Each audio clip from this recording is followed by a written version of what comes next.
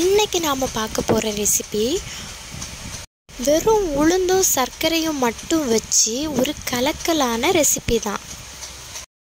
ஒரு அருமையான இனிப்பு பலகாரம். இந்த ரெசிபி செய்கிறதுக்கு முதல்ல ஒரு பவுல் எடுத்துக்கோங்க. அதில் 1 கப் அளவில் ஊற வச்ச உளுந்தை சேர்த்துக்கோங்க. உளுந்து ஒரு 1லேருந்து 2 மணிக்கூர் நல்லா ஊறி இருக்கணும். அதில் தண்ணி சேர்த்து நல்லா வாஷ் பண்ணி எடுத்துக்கோங்க. அப்புறமா ஒரு மிக்ஸி ஜார் எடுத்துக்கோங்க.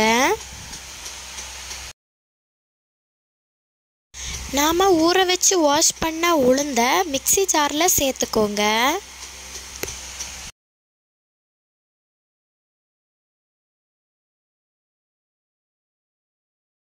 அது கூட 1 கப் அளவில் நாட்டு சர்க்கரையும் சேர்த்துக்கோங்க. 1 கப் உளுந்துக்கு 1 கப் நாட்டு சர்க்கரை சரியான அளவாக இருக்கும். அப்புறமா ஒரு பிஞ்ச் அளவில் ஏலக்காய் தூள் ஆட் பண்ணிக்கோங்க.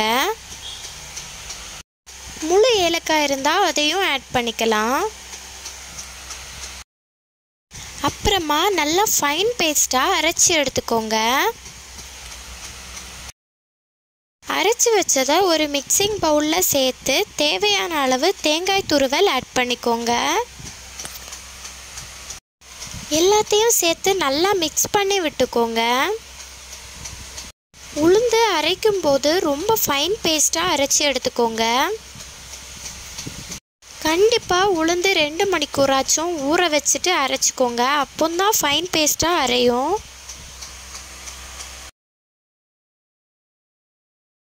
இந்த அளவுக்கு நல்லா மிக்ஸ் பண்ணி எடுத்துக்கோங்க.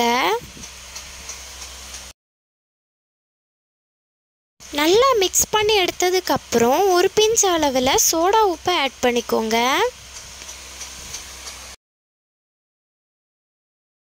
சோடா உப்பு ஆட் பண்ணதுக்கு அப்புறமாவும் நல்லா மிக்ஸ் பண்ணி எடுத்துக்கோங்க.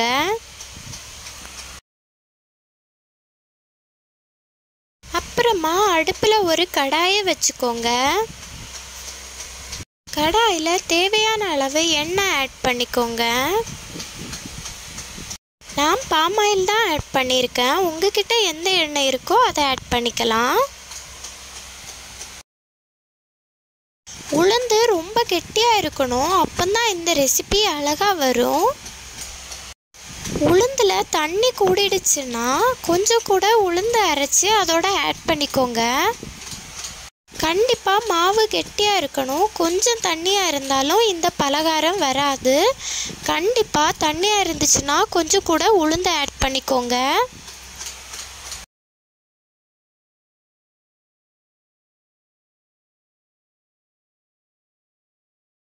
எண்ணெய் நல்லா சூடானதுக்கு அப்புறமா நாம் செஞ்சு வச்சிருக்கிறத இந்த மாதிரி ஆட் பண்ணிக்கணும். ஒரு ஸ்பூனில் கொஞ்சம் கொஞ்சமாக இந்த மாதிரி ஆட் பண்ணிக்கோங்க. எண்ணெய் நல்லா சூடானதுக்கு அப்புறமா ஆட் பண்ணிக்கோங்க.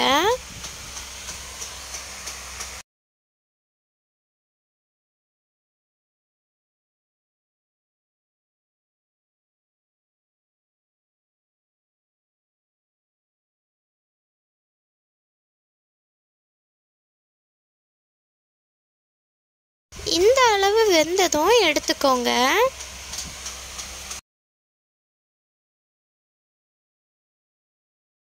அப்புறமா மீதம் உள்ள மாவையும் இதே மாதிரி செஞ்சு எடுத்துக்கோங்க. இந்த பலகாரம் கண்டிப்பாக எல்லாருக்கும் நல்லா பிடிக்கும். கண்டிப்பாக எல்லாரும் வீட்டில் ட்ரை பண்ணி பாருங்கள். ரொம்ப சீக்கிரமாகவும் செய்யணும், அதே நேரத்தில் ரொம்ப ஸ்வீட்டாகவும் இருக்கணும் அப்படின்னு உங்களுக்கு தோணுச்சுன்னா கண்டிப்பாக இந்த ரெசிபியை ஒரு காலாச்சும் வீட்டில் ட்ரை பண்ணி பாருங்கள். ரொம்ப ஈஸியான ரெசிபி. ஒரு 5லேருந்து 10 நிமிஷத்துக்குள்ளே இந்த ரெசிபி ரெடி ஆகிரும். டேஸ்ட்டும் வேறு லெவலில் இருக்கும். சூப்பராக இருக்கும் டேஸ்ட்டு. கண்டிப்பாக எல்லோரும் ட்ரை பண்ணி பாருங்கள்.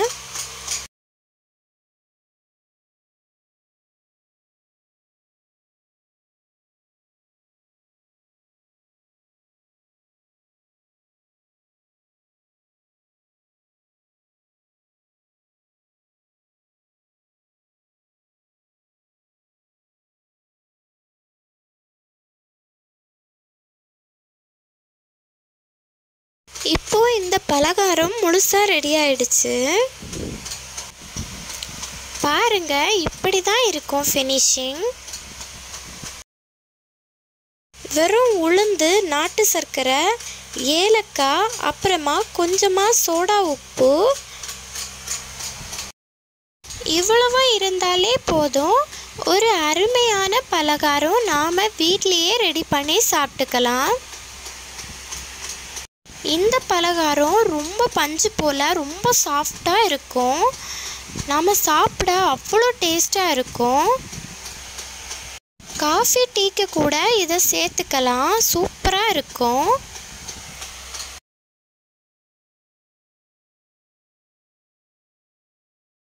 கண்டிப்பாக எல்லாரும் வீட்டில் ட்ரை பண்ணி பாருங்கள். அவ்வளோ டேஸ்ட்டாக இருக்கும்.